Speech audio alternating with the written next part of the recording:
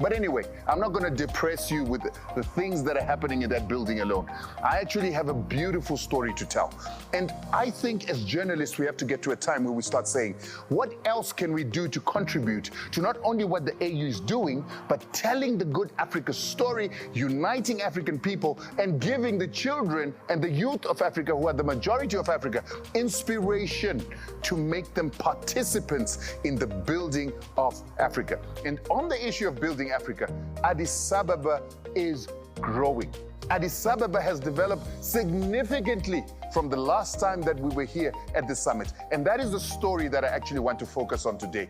This city is growing. The buildings, we're seeing a lot more buildings coming up, a lot more buildings being completed. Not only that, we have seen them fixing the roads, the paveways.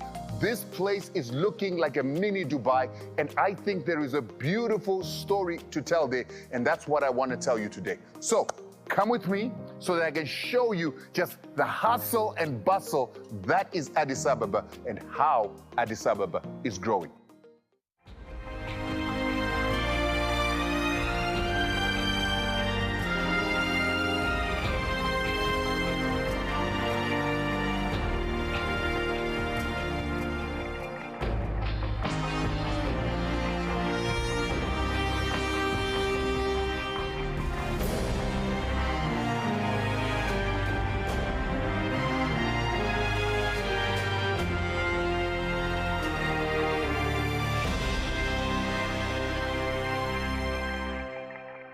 So you know what is so amazing about going into any country is going to see the city, visiting places, walking on the streets, getting a vibe from the people, and getting to see what a city is all about.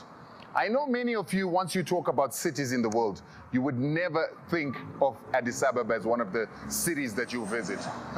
But trust me, Addis Ababa is absolutely beautiful. It's a world-class city.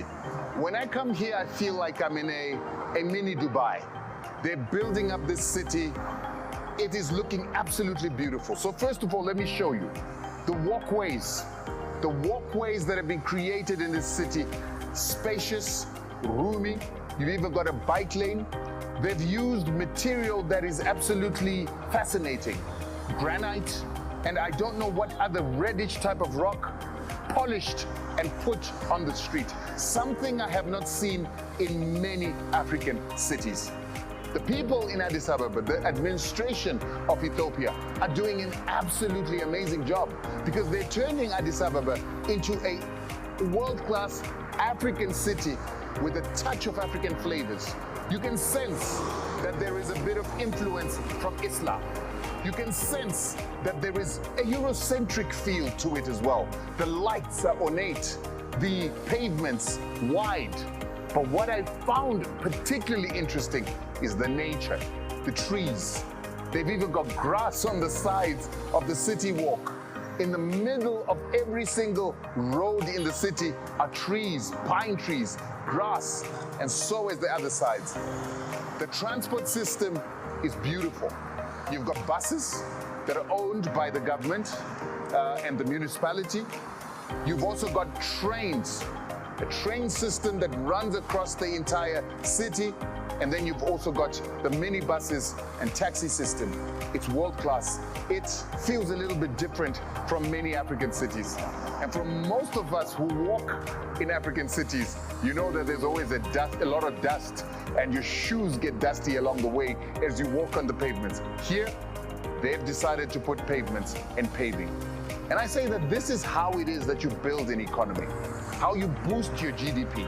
And I'm beginning to understand why Ethiopia's GDP is huge, because it's these little value additions for services to people that create jobs. So let's take a walk, let's have a look, and just look at the number of new buildings.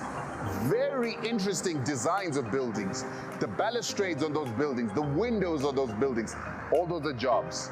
And that is the beauty of Addis Ababa.